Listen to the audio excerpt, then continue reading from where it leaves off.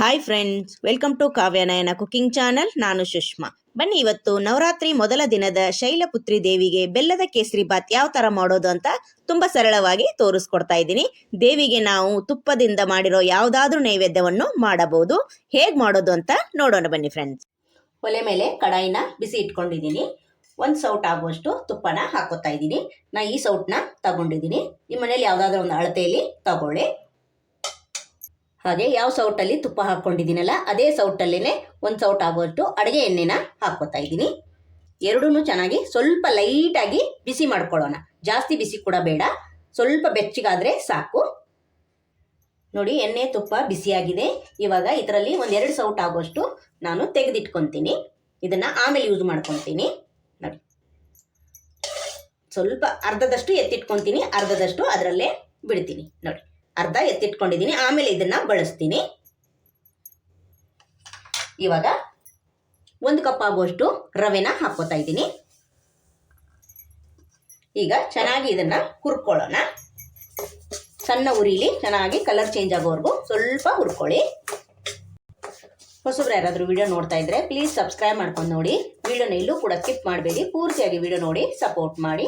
ನಮ್ಮ ವಿಡಿಯೋಗಳು ನಿಮ್ಗೆ ಏನಾದರೂ ಯೂಸ್ಫುಲ್ ಆದರೆ ನಿಮ್ಮ ಫ್ಯಾಮಿಲಿ ಫ್ರೆಂಡ್ಸ್ಗೆಲ್ಲ ಶೇರ್ ಮಾಡಿ. ಆದಷ್ಟು ನಾನು ಸಿಂಪಲ್ ಆಗಿ ರೆಸಿಪೀಸ್ನ ತೋರಿಸ್ಕೊಡ್ತಾ ಇರ್ತೀನಿ.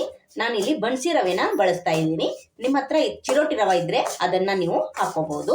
ಇದೇ ರವೆ ಅಂತ ಏನಿಲ್ಲ, ಬನ್ಸಿ ರವೆ ಆಗ್ಬೋದು. ಅದಕ್ಕಿಂತ ಸ್ವಲ್ಪ ಸಣ್ಣದಾಗಿರುತ್ತಲ್ವ ವೈಟ್ ರವೆ, ಉಪ್ಪಿಟ್ಟಿಗೆಲ್ಲ ಮಾಡ್ತೀವಲ್ವ ಆ ರವೆ ಆದರೂ ನೀವು ಬಳಸ್ಬೋದು. ಈಗ ಚೆನ್ನಾಗಿ ತುಪ್ಪದಲ್ಲಿ ಲೋ ಫ್ಲೇಮಲ್ಲೇ 1-2 ಸೆಕೆಂಡ್ ಇದನ್ನು ಹುರ್ಕೊಳ್ಳೋಣ. ಜಾಸ್ತಿ ಕಲರ್ ಚೇಂಜ್ ಆಗೋದು ಬೇಡ, ಸ್ವಲ್ಪ ಫ್ರೈ ಆದರೆ ಸಾಕು. ಮನೇಲಿ ಏನಾದರೂ ಪೂಜೆ ಇದ್ದಾಗ ನೈವೇದ್ಯಕ್ಕಾಗಿ ಒಂದ್ಸಲ ಟ್ರೈ ಮಾಡಿ ನೋಡಿ. ಬೆಲ್ಲದ ಕೇಸರಿ ಬಾತು ತುಂಬ ರುಚಿಯಾಗಿರುತ್ತೆ. ಯಾವಾಗಲೂ ನೀವು ಸಕ್ಕರೆ ಹಾಕಿ ಕೇಸರಿ ಬಾತನ್ನ ಮಾಡಿರ್ತೀರಾ. ಇವತ್ತು ನಾನು ಆರೋಗ್ಯಕರ ದೃಷ್ಟಿಯಲ್ಲಿ ಬೆಲ್ಲದ ಕೇಸರಿ ಬಾತ್ ಯಾವ ಥರ ಮಾಡೋದು ಅಂತ ತೋರಿಸ್ಕೊಡ್ತಾ ಇದ್ದೀನಿ. ನಿಮಗೂ ಇಷ್ಟ ಆಗುತ್ತೆ, ನೀವು ಒಂದ್ಸತಿ ಟ್ರೈ ಮಾಡಿ ನೋಡಿ ಫ್ರೆಂಡ್ಸ್. ಇನ್ನೇನು ದಸರಾ ಹಬ್ಬ ಬರ್ತಾ ಇದೆ. ದಸರಾ ಹಬ್ಬಕ್ಕಾದರೂ ನೈವೇದ್ಯಕ್ಕೋಸ್ಕರ ನೀವು ಬೆಲ್ಲದ ಕೇಸರಿ ಬಾತನ್ನ ಒಂದ್ಸಲ ಮಾಡಿ ನೋಡಿ, ನಿಮಗೂ ಕೂಡ ತುಂಬ ಇಷ್ಟ ಆಗುತ್ತೆ ಫ್ರೆಂಡ್ಸ್. ನೋಡಿ, ಇಷ್ಟು ಹುರ್ಕೊಂಡಿದ್ದೀನಿ, ಸಾಕು. ಯಾವ ಕಪ್ಪಲ್ಲಿ ನಾನು ರವೆನ ಹಾಕ್ಕೊಂಡಿದ್ದೀನಲ್ಲ ಅದೇ ಕಪ್ ಅಳತೆಯಲ್ಲೇ 2.5 ಕಪ್ ಆಗುವಷ್ಟು ನೀರನ್ನ ಬಿಸಿ ಇಟ್ಕೊಂಡಿದ್ದೀನಿ ಇನ್ನೊಂದು ಕಡೆ. ಇವಾಗ ಅದನ್ನ ಹಾಕೊಂತೀನಿ. ಇದಕ್ಕೆ ಸ್ವಲ್ಪ ಬೆಚ್ಚಗಾಗಿರೋ ನೀರನ್ನೇ ಹಾಕೊಳ್ಳಿ, ಅಂದ್ರೆ ರವೆ ಚೆನ್ನಾಗಿ ಕುದಿಯುತ್ತೆ. ನೋಡಿ, ಈ ತರ 2.5 ಕಪ್ ಅಷ್ಟು ನೀರನ್ನ ಬಿಸಿ ಮಾಡಿ ಹಾಕೋತಾ ಇದ್ದೀನಿ. ನೋಡಿ, ಇವಾಗ ರವೆನ ಚೆನ್ನಾಗಿ ಕುದಿಸ್ಕೊಳ್ಳೋಣ. ಲೋ ಫ್ಲೇಮಲ್ಲೇ ರವೆ ಬೇಯಬೇಕು ನಮ್ಗೆ ಇಲ್ಲಿ. ನೋಡಿ, ಬೆಂದಾದ್ಮೇಲೆ ನಾವು ಬೆಲ್ಲನ ಸೇರಿಸ್ಕೋಬೇಕು. ನೋಡಿ, ಇವಾಗ ಚೆನ್ನಾಗಿ ರವೆನ ಬೇಯಿಸ್ಕೊಳ್ಳೋಣ. ಮುಚ್ಚಳ ಮುಚ್ಚಿ ಒಂದು 5 ನಿಮಿಷ ಚೆನ್ನಾಗಿ ಲೋ ಫ್ಲೇಮಲ್ಲೇ ಬೇಯಿಸ್ಕೊಳ್ಳೋಣ. ಇನ್ನು ಯಾರೆಲ್ಲ ಚಾನಲ್ಗೆ ಸಬ್ಸ್ಕ್ರೈಬ್ ಮಾಡಿಲ್ಲ ಪ್ಲೀಸ್ ಹೋಗಿ ಸಬ್ಸ್ಕ್ರೈಬ್ ಮಾಡ್ಕೊಳ್ಳಿ. ಬೆಲ್ ಐಕನ್ನ ಪ್ರೆಸ್ ಮಾಡಿ ಆಲ್ ಅನ್ನೋ ನೋಟಿಫಿಕೇಶನ್ ಸೆಲೆಕ್ಟ್ ಮಾಡ್ಕೊಂಡ್ರೆ ನಾವು ಹಾಕೋ ವಿಡಿಯೋ ಎಲ್ಲ ಮೊದಲು ನಿಮಗೆ ಬರುತ್ತದೆ ಫ್ರೆಂಡ್. ಆಗ ಎಲ್ರಿಗಿಂತ ಮುಂಚೆ ನೀವೇ ನೋಡ್ಬೋದು. ಸ್ವಲ್ಪ ನೋಡಿ, ನಾನು ಕೇಸರಿ ದಳನ ಹಾಕ್ಕೊಂಡಿದ್ದೀನಿ. ನಿಮ್ಮ ಹತ್ರ ಇದ್ರೆ ಹಾಕೊಳ್ಳಿ, ಇಲ್ಲದೇ ಇದ್ರೆ ಪರವಾಗಿಲ್ಲ, ಹಾಗೆ ಕೂಡ ಮಾಡ್ಬೋದು. ಹಾಗೆ ಏಲಕ್ಕಿ ಪುಡಿ ಕೂಡ ಹಾಕೋತಾ ಇದ್ದೀನಿ.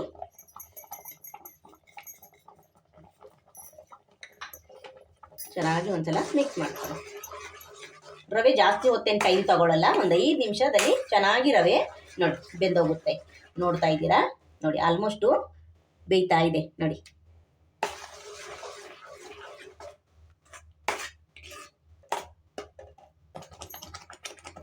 ನೈವೇದ್ಯಕ್ಕೆ ಮಾಡ್ತಾ ಇದ್ರೆ ನೋಡಿ, ಒಂದು ಚಿಟಿಕೆ ಪಚ್ಚ ಕರ್ಪೂರನ ಹಾಕೋತಾ ಇದ್ದೀನಿ. ನೀವು ಬೇಕಂದ್ರೆ ಹಾಕೊಳ್ಳಿ, ಬೇಡ ಅಂದರೆ ಸ್ಕಿಪ್ ಕೂಡ ಮಾಡ್ಬೋದು. ನೋಡಿ, ಚೆನ್ನಾಗಿ ಒಂದ್ಸಲ ಮಿಕ್ಸ್ ಮಾಡ್ಕೊಳ್ಳೋಣ. ನೋಡಿ, ಒಂದು ಚಿಟಿಕೆ ಉಪ್ಪನ್ನ ಹಾಕೋತಾ ಇದ್ದೀನಿ. ಸ್ವೀಟ್ ಮಾಡಬೇಕಾದ್ರೆ ಒಂದು ಚಿಟಿಕೆ ಆದರೂ ಉಪ್ಪನ್ನ ಸೇರಿಸಬೇಕು, ಅಂದರೆ ನಾವು ಮಾಡೋ ಸ್ವೀಟು ತುಂಬ ರುಚಿಯಾಗಿರುತ್ತೆ ಫ್ರೆಂಡ್ಸ್. ನೋಡಿ, ಈಗ ರವೆ ಕೂಡ ಚೆನ್ನಾಗಿ ಅರಳಿದೆ, ಹಾಗೆ ಗಟ್ಟಿಯಾಗಿದೆ ಕೂಡ. ಇವಾಗ ನಾನು ಯಾವ ಕಪ್ಪಲ್ಲಿ ರವೆನ ತಗೊಂಡಿದ್ದೀನಲ್ಲ ಆ ಕಪ್ ಅಳತೆಯಲ್ಲೇ 1 ಕಪ್ ಆಗುವಷ್ಟು ಬೆಲ್ಲದ ಪುಡಿನ ಹಾಕೋತಾ ಇದ್ದೀನಿ. ನಾನಿಲ್ಲಿ ಬೆಲ್ಲದ ಪುಡಿ ತಗೊಂಡಿದ್ದೀನಿ, ಚೆನ್ನಾಗಿರೋದೆ, ಸೋಸ್ಕೊಳ್ಳೋ ಅವಶ್ಯಕತೆ ಇಲ್ಲ. ನೋಡಿ, ಇವಾಗ ಚೆನ್ನಾಗಿ ಮಿಕ್ಸ್ ಮಾಡ್ಕೊಳ್ಳೋಣ. ನಿಮ್ಮ ಹತ್ರ ಬೆಲ್ಲದ ಪುಡಿ ಇಲ್ಲ ಅಂದರೆ ನೀವು ಬೆಲ್ಲನ ಕುಟ್ಟಿ ಸ್ವಲ್ಪ ನೀರು ಹಾಕಿ ಕರಗಿಸಿ ಕೂಡ ಸೋಸ್ಕೋಬಹುದು. ನೋಡಿ, ಚೆನ್ನಾಗಿ ಈಗ ಮಿಕ್ಸ್ ಮಾಡ್ಕೊಳ್ಳೋಣ.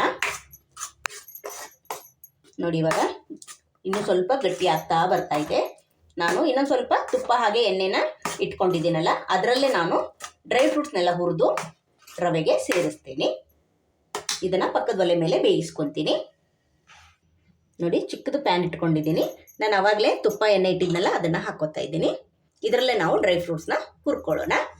ಎಣ್ಣೆ ಯಾಕೆ ಹಾಕಬೇಕು, ತುಪ್ಪದಲ್ಲೇ ನಾವು ಫ್ರೈ ಮಾಡ್ಕೋಬೋದಲ್ಲ ಅನ್ಕೋಬೋದು ನೀವು. ಎಣ್ಣೆ ಹಾಕೋದ್ರಿಂದ ಕೇಸರಿ ಬಾತು ಸಾಫ್ಟಾಗಿ ಬರುತ್ತೆ ಫ್ರೆಂಡ್ಸ್. ಸೇಮ್ ನೀವು ದೇವಸ್ಥಾನದಲ್ಲೇ ತಿಂತಾ ಇದ್ದೀರೇನೋ ಅನ್ಬೇಕು, ಅಷ್ಟು ರುಚಿಯಾಗಿರುತ್ತೆ ಫ್ರೆಂಡ್ಸ್. ಅದಕ್ಕೋಸ್ಕರ ಎಣ್ಣೆನ ಬಳಸಿದ್ದೀನಿ. ನೀವು ಜಾಸ್ತಿ ತುಪ್ಪ ಬಳಸಿ ಎಣ್ಣೆನ ಕಡಿಮೆ ಕೂಡ ಮಾಡ್ಬೋದು, ಇಲ್ಲ ತುಪ್ಪನೇ ಕಡಿಮೆ ಮಾಡಿ ಎಣ್ಣೆ ಕೂಡ ಜಾಸ್ತಿ ಹಾಕೋಬಹುದು. ನಿಮ್ಮ ಇಷ್ಟ, ನಿಮ್ಗೆ ಯಾವ ಥರ ಬೇಕೋ ಆ ಥರ. ನೋಡಿ, ಈಗ ಡ್ರೈ ಫ್ರೂಟ್ಸ್ನ ಹುರ್ಕೊಳ್ಳೋಣ. ಚೆನ್ನಾಗಿ ದ್ರಾಕ್ಷಿ ಉಬ್ಬಬೇಕು ಅಲ್ಲಿವರೆಗೂ ನೋಡಿ ಚೆನ್ನಾಗಿ ಫ್ರೈ ಮಾಡ್ಕೊಳ್ಳೋಣ. ಇವಾಗ ನೋಡಿ ಡ್ರೈ ಫ್ರೂಟ್ಸು ಹುರಿದಿದ್ದಾಗಿದೆ. ಇವಾಗ ಕೇಸರಿ ಬಾತ್ಗೆ ಸೇರಿಸ್ಕೊತೀನಿ. ನೋಡಿ, ಈಗ ಚೆನ್ನಾಗಿ ಮಿಕ್ಸ್ ಮಾಡ್ಕೊಳ್ಳೋಣ. ನೋಡಿ, ಆಲ್ಮೋಸ್ಟು ಗಟ್ಟಿಯಾಗಿದೆ. ನೋಡಿ,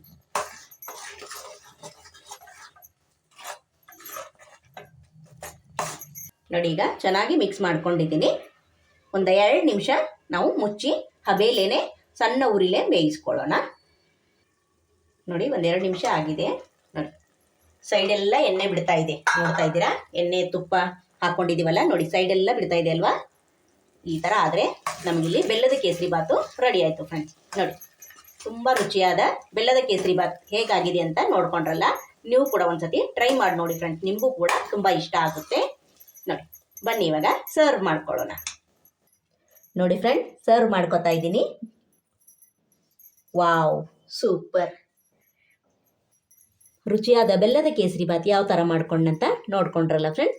ಈ ವಿಡಿಯೋ ನಿಮ್ಗೆ ಇಷ್ಟವಾಗಿದ್ದೆ ಅಂದರೆ ಪ್ಲೀಸ್ ಲೈಕ್ ಮಾಡಿ, ಶೇರ್ ಮಾಡಿ, ಕಮೆಂಟ್ ಮಾಡಿ, ಸಬ್ಸ್ಕ್ರೈಬ್ ಮಾಡ್ಕೊಳ್ಳಿ. ನಮ್ಮ ವಿಡಿಯೋ ನೋಡಿದ್ದಕ್ಕಾಗಿ ನಿಮ್ಮೆಲ್ಲರಿಗೂ ಧನ್ಯವಾದಗಳು. Thank you for watching. ನಮಸ್ಕಾರ ಫ್ರೆಂಡ್.